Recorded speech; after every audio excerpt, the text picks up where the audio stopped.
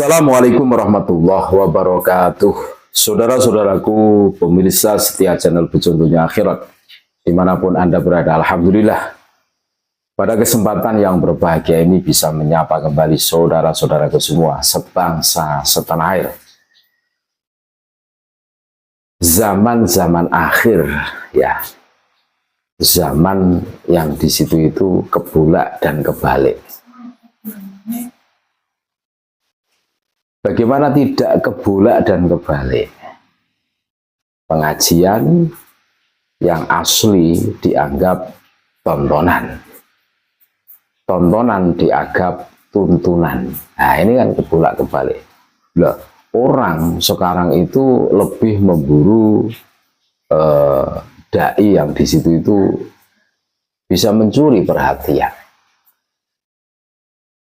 sesuai dengan keinginan mereka. Nah, terus tahu keinginan mereka itu seperti apa, terus diikuti. Nah, ini yang menjadi PR kita semua. Nah, hari ini kita harus jeli, harus cermat. Jangan pernah memposisikan seorang artis menjadi ulama. Apalagi para pengamen yang berkemas sholawatan itu, yang membranding dirinya memiliki derajat lebih tinggi dari ulama, kan gitu kan? Bisa dipahami tentunya. Karena klaim sebagai dzurriyyah Nabi Shallallahu Alaihi Wasallam, padahal palsu mereka. Dianggap sampai siapapun selain kelompoknya dianggap tidak setara, ya kan? Habib yang bodoh lebih mulia dibandingkan 70 kiai alim. Ngaji dengan kiai saja belum cukup kalau belum ngaji dengan Habib. Sampai sebegitunya kan. Ini tipuan saudara-saudaraku yang sangat sesat dan menyesatkan tentunya dari para pengikut. Ya mohon maaf, Dajjal. Dajjal itu kan menawarkan madu, padahal racun itu. Kelihatannya madu, aslinya racun. Itu salah satu tanda-tandanya Dajjal kan. Bahwa seseorang tidak bisa instan ya dalam beragama, sehingga mesti memiliki ilmu pengetahuan yang diambil dari sumber otentik, yakni para mursyid, para guru, kiai, atau ulama. Dari merekalah seseorang bisa mengambil ilmu pengetahuan yang mendalam tentang agama. Syekh Ibrahim Al-Bajuri menerangkan kriteria ulama agar tidak salah dalam memilih dan menjadikan sumber keagamaan. Dikatakan ada 4 kriteria yang tak boleh lepas dari seseorang yang hendak dijadikan guru dalam beragama dan kehidupan. Kita harus jeli, kita harus cermat, gitu loh. Jangan sampai kita terpedaya oleh penampilan. Kalau memang bukan ahli dalam bidang agama, ya jangan dikasih mic untuk ceramah. Karena apa? Ada sebuah teori. Idza wusidal amru ila ghairi ahlihi fantadhirisah. Ketika kita menyerahkan suatu perkara, urusan suatu perkara yang kepada bukan ahlinya, maka tunggu waktu akan kehancuran perkara tersebut. Dia itu bukan orang yang tahu tentang agama, kok diserai untuk berbicara tentang agama. Berarti kita menyerahkan sesuatu kepada orang yang bukan ahlinya, maka tunggu saja kehancuran agama tersebut. Ngeri kan? Ada 4 kriteria yang harus terpenuhi. Yang pertama adalah ulama adalah orang yang pakar tentang ilmu akidah.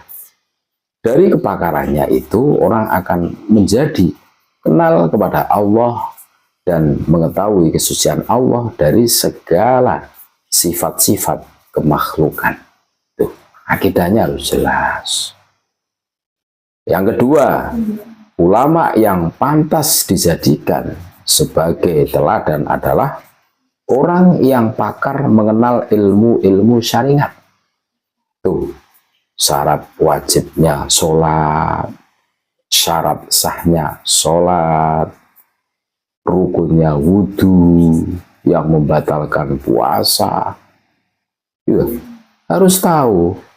Inilah yang dibutuhkan umat di dalam setiap tindakan. Sebagai sumber hukum, ulama harus menguasai usul fiqh dan ilmu tafsir Al-Quran. Dari situ, seorang ulama mampu menggali hukum-hukum untuk ditetapkan. Hukum itu tergantung pada sebab. Ada sebab, ada hukum. Tidak ada sebab, tidak ada hukum. Tetapi cara penggaliannya adalah harus orang yang betul-betul pakar, sehingga tidak ada penyimpangan-penyimpangan yang akan menyesatkan orang lain tentunya. Itu yang kedua, harus menguasai ilmu syariat. Yang ketiga, apa? Seorang ulama harus selalu punya sikap dan tindakan yang terpuji, baik menurut sosial maupun terpuji menurut syariat.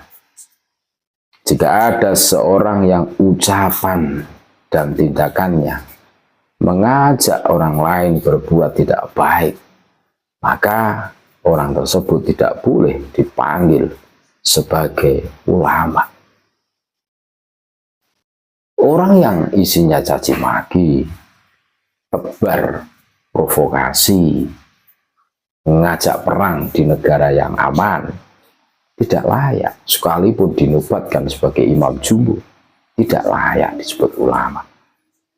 Karena akhlaknya itu jauh, gitu loh. Itu yang ketiga. Yang keempat apa? Ulama haruslah memiliki perasaan khauf dan roja. Artinya punya perasaan takut terhadap siksa dan keadaan yang tidak mengenakan karena kemaksiatan serta dosa yang telah diperbuat. Selain itu, memiliki perasaan penuh harap akan surga dan berbagai kenikmatan sebagai buah dari ketaatan. Itulah 4 kriteria yang tidak boleh lepas dari seorang ulama. Sehingga ketika ada seorang yang di dalam dirinya terdapat 4 kriteria tersebut, ya, dengan sempurna, maka jadikanlah orang itu sebagai sumber ilmu pengetahuan untuk menjadi dasar beragama dan berkehidupan. Sedang ciri ulama yang dikabarkan oleh Al-Quran terdapat dalam surah Al-Fatir ayat 28. Ayat itu berbunyi, innama yakhsyallaha min ibadihil ulama. Ayat ini bermakna bahwa yang takut kepada Allah dari sekian hambanya adalah ulama. Menurut Al-Qasimi dalam Tafsirul Qasimi atau Mahasinut Ta'wil, ulama adalah mereka yang takut kepada Allah meskipun tidak melihatnya. Mereka juga memahami sifat keagungan dan perbuatan baik yang layak baginya, karena titik tumpu dari rasa takut adalah pengenalan atas zatnya, ditakuti dan mengerti kondisinya. Orang yang lebih mengenalnya, maka ia yang paling takut kepadanya. Sebagaimana sabda Rasulullah SAW dalam Sahih Bukhari, aku orang yang paling takut di antara kamu kepada Allah, dan aku yang paling bertakwa di antara kalian. Wallahu alam, terima kasih. Tetap NKRI harga mati Nusantara milik kita. Assalamualaikum warahmatullahi wabarakatuh.